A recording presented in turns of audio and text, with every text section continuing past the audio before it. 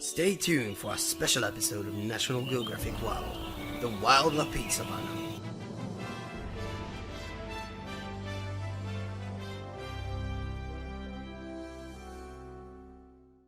The wild valley of Yeshivat Lapid, Torat Nachum Modi'in, al Shem Nachum.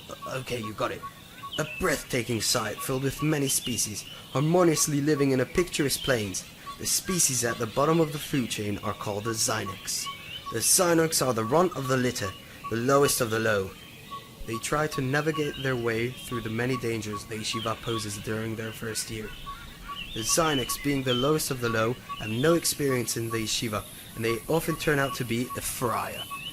Physical inferiority makes it difficult for the Zynocs to hunt, and the more developed grades often get first pick of the prey. The Zynoc is more of a day creature.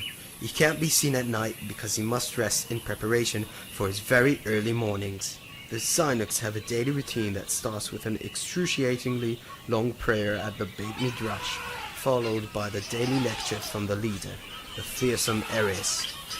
The Zynocs listen carefully to what the leader says and try not to miss a single detail. The Zynocs worship the Eres during their first 2 years in the yeshiva, but very soon after, they stop giving a shit.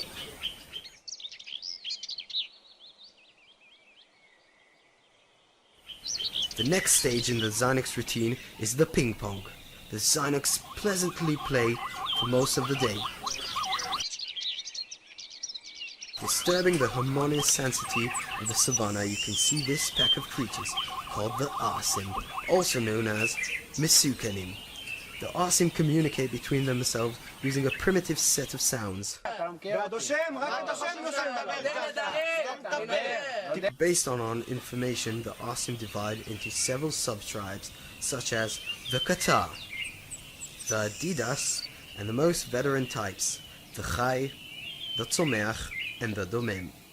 All Asim species worship their one fate, Beitah.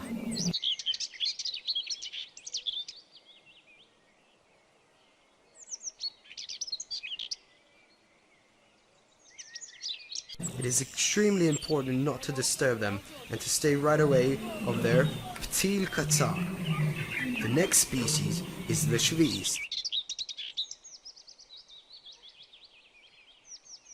The Shvis spends most of the day learning, particularly from their leader, the mighty Zohar.